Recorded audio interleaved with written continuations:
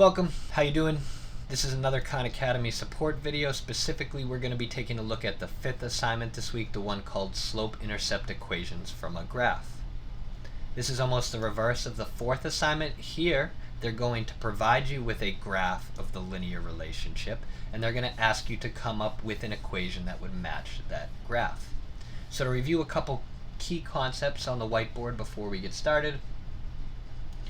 As you recall, slope-intercept form, not the only way to write linear equations, but perhaps the easiest way to work with them, is in the form y equals mx plus b, where m always represents our slope and b always represents our y-intercept. As we recall from our earlier assignments, the b, the y-intercept, represents the y value when x is 0, or on a graph, the reason they call it a y-intercept is it's the place where the line crosses with the y-axis. And the slope, that's really the rate of change. On a graph, it measures rise divided by run. It says how much does the relationship gain for rise, the up and down movement, or the y change, compared to how much does it gain for the x movement, or the side-to-side run. So our big key, whenever we're asked to come up with a linear equation and we're given a graph, we need to figure out two things. We need to figure out what is the slope, that's the m piece of that equation, and we need to figure out what is the y-intercept. So as I take a look at this blue line, which represents our linear relationship here, the first thing I'm curious about is what is the y-intercept for this blue line. That's one of the two things I need to find, and I think it's easiest to find the y-intercept on a graph first. So the y-axis runs up and down where my mouse is tracing over here. So wherever this blue line crosses with the y-axis, I'm going to put a red dot there. Give me 1 second. But wherever the blue line crosses with the y-axis represents our y-intercept. And that's this red dot we're putting right there. And we see the blue line hits with the y-axis on a value of positive 4.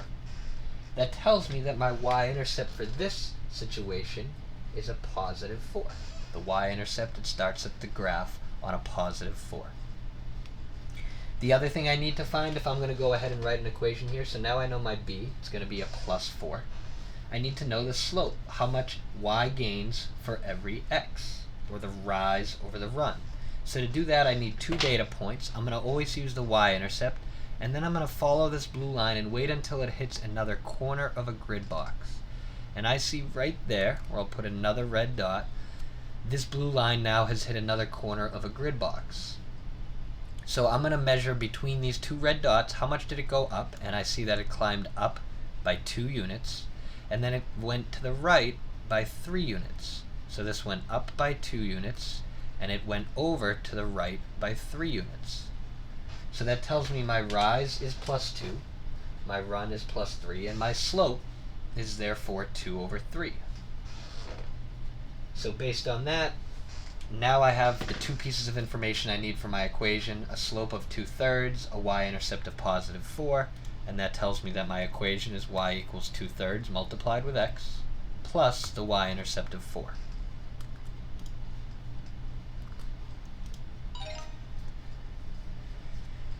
So we will continue to show a couple more examples, but you have two main jobs if they ask you to write a linear equation in slope-intercept form.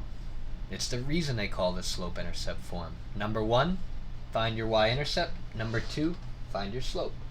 So for this one, I'm going to erase the information on my whiteboard, and now we have a new graph, and we need to find the y-intercept and the slope for this new graph.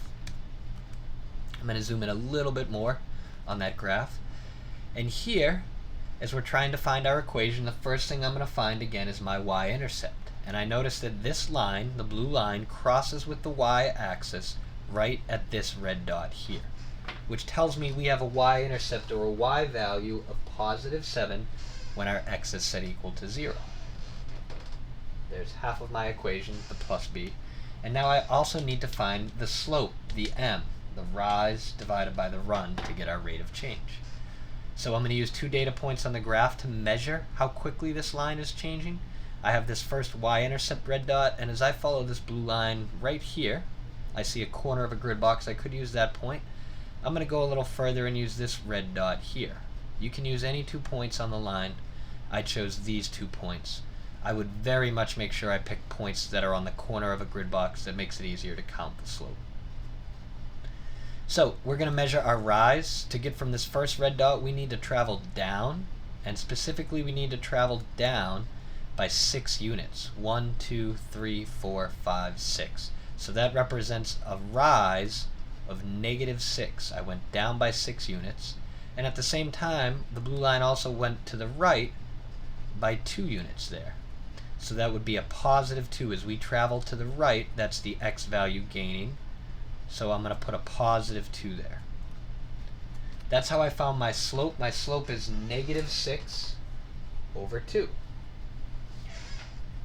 Now it's important whenever I have slope to simplify it here, because I picked points that were spread out a little bit. The slope ends up being able to get simplified. -6 divided by 2 simplifies to be -3. So I'm going to write that equation in its simplest form, y equals -3x plus 7, instead of leaving the slope unsimplified at -6 divided by 2.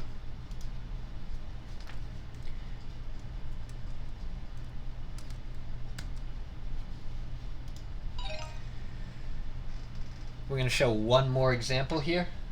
But again, our big key, if they're asking you to write linear equations in slope-intercept form, you need to know what the slope is, you need to know what the y-intercept is.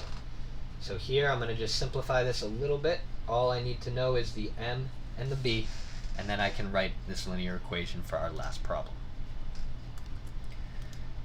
So here, I'm going to have to zoom out a little bit. It looks like annoyingly they have given us a graph that's got something at the bottom there. Okay, so now we can see this blue line. I hope that's not too far zoomed out. And let me just reload the marker tool for 1 second. So again, I'm going to need to know 2 pieces of information to write a linear equation. The b, which represents my y-intercept, and the m, which represents my slope. So here, the first thing I'm going to find is the y-intercept. I'm putting a red dot right here on the -6 because that is where the blue line crosses with the y-axis, or this -6 represents my y-intercept. If I wrote it as a coordinate, it would be 0 and -6. When we write equations, we really just focus on the y value for that y-intercept. And the m, the slope, the rise over the run, I'm going to need 2 data points on this graph. I see this first y-intercept, I'm going to use that. I track the blue line, I find another corner of a grid box. Right here is one good data point you could use. And I see on this graph it travels down by 1 unit, and it travels right by 4 units. So on this line, every time you go down by 1 unit on the y value, the up and down vertical axis, the x value, the run axis, gains 4 units. So in red there, we've kind of marked up how I figured out the slope was -1/4 here. The y loses 1 unit every time we move right by 4 units. So my slope, a -1/4 x for the slope coefficient, and a plus -6 here. So if my y-intercept is negative and they've got a plus box, I just write a negative number, or you could simplify it and say x minus 6 at other times.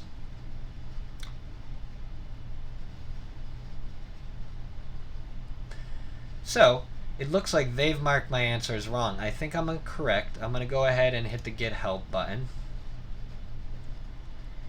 And they have the same -1/4 x as me. And it turns out, and this is where Khan Academy can get annoying for some of you, they had the same -6 as me, but they didn't have it in parentheses. So I'm going to delete my parentheses, and I guess they're pretty picky, and they didn't like those parentheses.